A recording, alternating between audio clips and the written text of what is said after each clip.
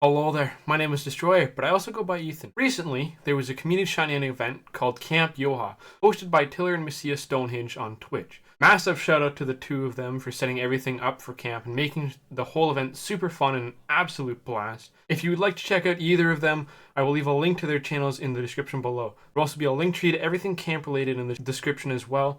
Finally, a huge shout out to Mircea for the awesome camp badges and logos that we featured in this video. Now, you may be wondering, what is Camp YOHA? Well, Camp YOHA is a biannual shiny hunting event held by Tiller and Mircea on Twitch. Each camp has 4 cabins, 4 shiny hunting challenges, and a blast of 12 days in total. However, there can only be one cabin that comes out on top. The 4 cabins are Garchomp, Greninja, Decidueye, and Luxray. For this camp, I decided to join Garchomp, as I always do, hoping for a back-to-back win. With all that out of the way, let's get into how Camp YOHA of Fall 2024 went for me. On day 1, the first challenge was revealed to be called Frankenshine, with the targets being Coughing and Wheezing, Elekid, Electabuzz, and Electivire, Gothita, Gothorita, and Gothitelle, alongside Volibee and Mandibuzz because of the exclusivity of those two, and Golett and Golurk, with the legendary for the first challenge being Kyurem and the badge being Golurk.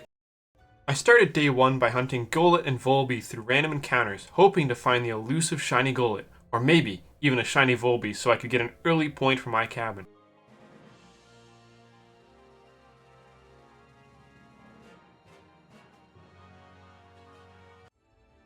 After 350 encounters, I ended the day without finding any shinies, hoping to be luckier on day 2.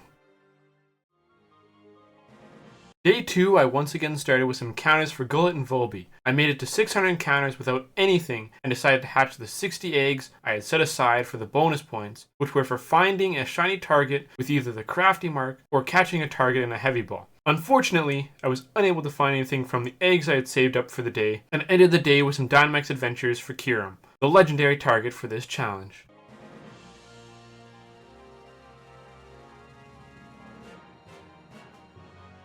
Day 3 was the final day of Challenge 1, and with it still being the weekend, I was determined to find something for my cabin. Little did I know that Day 3 had a surprise for me. I began the day as I always do, watching Tiller's stream.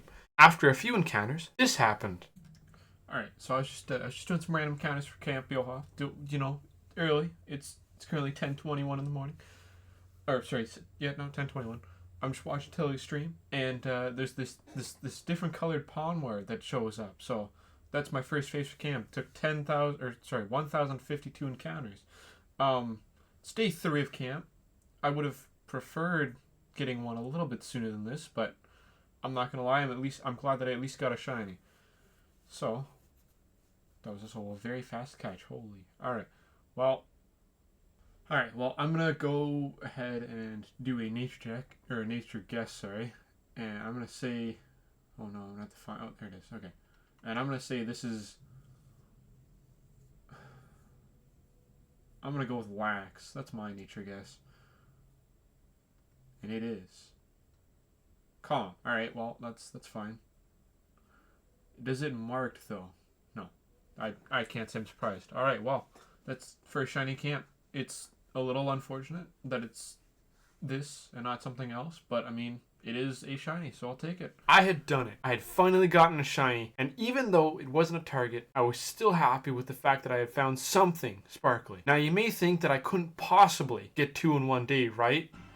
Alright, well, I'm back again. It's not even an hour later, and the shiny Boldor. So, 72 encounters. That's not bad. I don't even know what the hell to catch it.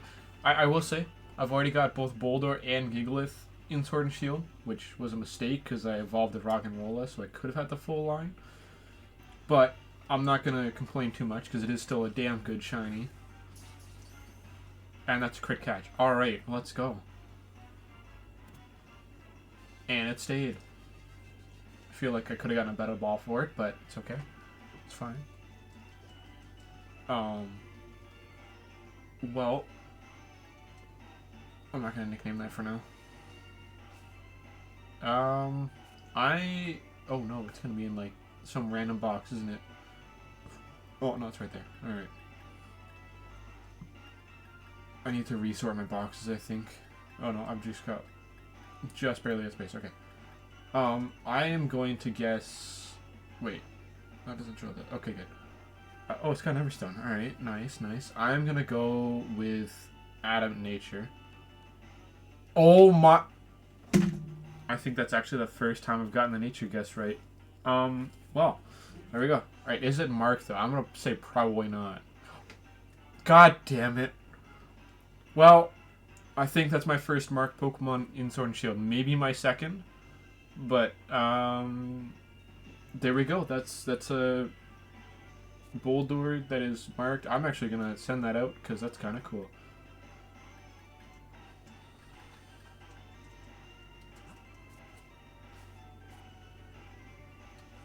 Alright, here we have a regular Boulder. And a shiny Boulder. The sociable. Woo. Alright, I'll see you with hopefully another shiny at some point today or something like that. And hopefully the next one is actually a target and not a phase. Well, okay. But surely that's it. Or maybe not. What breaks Taco when you say it, and how do you fix it? Oh, wait, if only a hero could ricochet off the wall, is that... Oh, I just did it again. Worst fumble I've ever had because the cap shield's range was nerfed and I didn't know? What? Oh, like the... Oh, okay. Those... Wait, that's a shiny Mantine, isn't it? That's a shiny man... Alright, let's go. W. I win. Easy shinies. Shinies are easy. Oh, alright. Well, that was quite a day. And by the end of day 3, even though I didn't get any targets, I was still determined to find one on day 4. But even if I couldn't find one, I could still cheer on my cabin. And I got a whole hell of a lot of shinies on day 3. That is an insane number of shinies. My god. Challenge 2 started on day 4 and it was called Fight or Flight. The targets were Woobat and Swoobat, Emolga, Noibat and Noivern, Zubat, Golbat, and Crobat. And the legendary for Challenge 2 was Lunala, with the badge being a Crobat in a vampire costume. Day 4 being the start of Challenge 2, I was determined to get the new shiny legendary target, being Lunala. I did many a Dynamax adventures on this day with no luck until after I was finished streaming. I was watching WWE's Monday Night Raw and doing some Dynamax adventures with some of my fellow chompies when I found this. I got a shiny Pangoro after 13 Dynamax adventures. Unfortunately, I was watching Raw, so there's no reaction. However, a shiny is still a shiny, and this is one that I still need for my personal shiny living deck, so I'll take it. On day 5, I did more Dynamax adventures off stream and even did some encounters for Zubat, hoping to get lucky with this challenge's shiny Badgemon. With no luck in DAs, I did about 100 or so encounters when something interesting happened. I found a shiny Gibble after 374 random encounters. While it wasn't what I was looking for, I was still mystified to have found the mascot of Garchomp Cabin. And honestly, I think it's my favorite find from camp. I'm not biased. You're biased. Unfortunately, I didn't stream on day 6 either and was unable to find any shinies. I was slightly upset because even though I had now found 5 phases, 5 days, I hadn't gotten any points for my cabin and was starting to worry that I was going to pay dearly for my insane shiny luck the past few days. However, I did do my predictions for challenges 3 and 4 on day 6. So it is currently October 2nd and the last night of challenge 2, and I've made my predictions for challenges 3 and 4. For challenge 3, I think because they're all based on universal monsters, all 4 of these challenges, right? So I think that challenge 3 is going to be based on the swamp monster. So I believe challenge 3 is going to be called What Lurks Beneath. And I believe the Pokemon that are going to be targets are Skrelp Dragalge, Trevenant and Phantom, Delmise, Sandygast and Palisand, and as the legendary I believe it's going to be Buzzhole. I think these mainly because all of them are fairly spooky and it's spooky season. It's October, so I mean that checks out. That makes sense. Delmise, it's got kelp, it's a ghost. That's kind of, something you might find in a swamp. I mean, or algae more so in a swamp than like actual kelp, but it's also haunted and that's something you might see in a swamp. Phantom and Trevenant, while you might not see the actual white trees, Trevenant's got kind of like the roots that look like the little trees you find in the swamps, the ones that kind of have the roots that stick out of the water because they're growing in the water or whatever else. So that's why I think that's going to be one. Dragalge, it's got algae in its name. It also got algae on it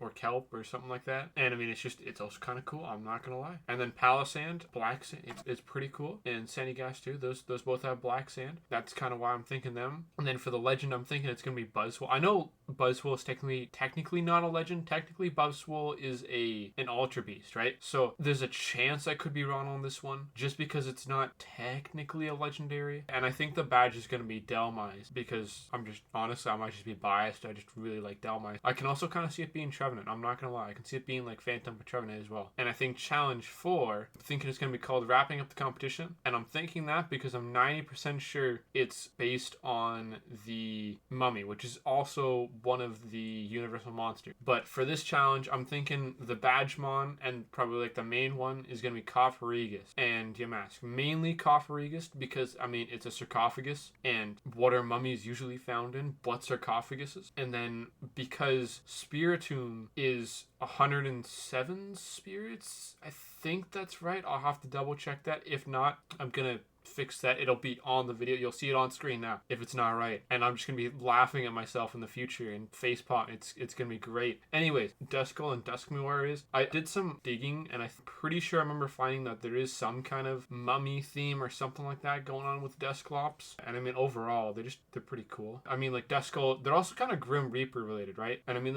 that's relatively I don't know, this one's a bit more of a stretch, honestly. But I also think that Lucario and Riolu are going to be targets. I think Lucario is definitely going to be one because Lucario is based off Anubis. And for those that aren't sure, Anubis is the Egyptian god of, I don't remember 100% what it is, but Anubis, I think he helps transport souls from where they die type of thing to the underworld. It changes. There's a lot of Egyptian gods around death, so I know he's Osiris' son. That much I do know. And then I think for the legendary on this challenge, I think it's going to be Garantina because, well, I mean, Garantina, it's a badass legendary. It's a great legendary, and also it is a ghost, and it's very spooky. It's very Halloweeny. So yeah, but those are my predictions. We'll find out just how right or wrong they are. I have a feeling, like a strong feeling, that 100% both of these are 100% right. I mean, yeah, I have a strong feeling that these are going to be set. I'm going to be good to go. It'll be great. And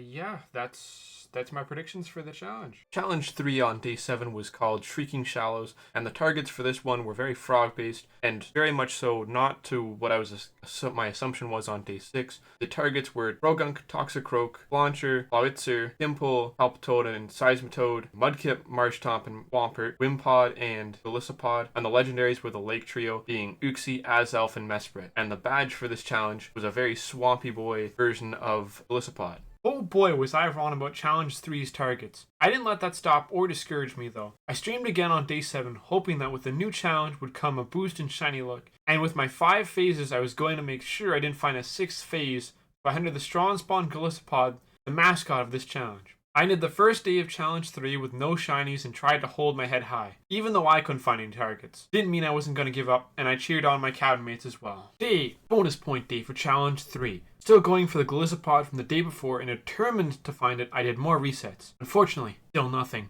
My insane shiny luck had flipped on me. I was now in a slight drought, a drought that would continue through day 9 and into day 10. Day 10 went the opposite of day 7's targets. The challenge was called That's a Wrap. The targets were Yamask, Cofferegus, Spiritomb, Duskull, Dusknoir, and Dusclops, Litwick, Lampent, and Chandelure. And the legendary for this challenge was Garantina. The badge for this challenge, Cofferegus as a mummy. And as I predicted, I was almost 100% right. The only line that I didn't get right was I had Lucario and Riolu instead of Litwick, Lampent, and Chandelure. But I will 100% take 4 out of 5. Day 10 being the start of the final challenge, I was determined to get a point for the Chompies. I did a few DAs for Garantina, hoping to get 2 points from the Garantina as legendaries count for 2 points. After reaching a total of 40 Dynamax adventures from the past couple of days, I decided it would be best to finish camp with a hunt that was a bit different. I decided to hunt Spiritomb until I got it or until camp ended. I continued looking for Spiritomb through day 11, the final bonus point day. No luck, and headed into day 12. For the final day of camp, after having not found any shinies since day 5, I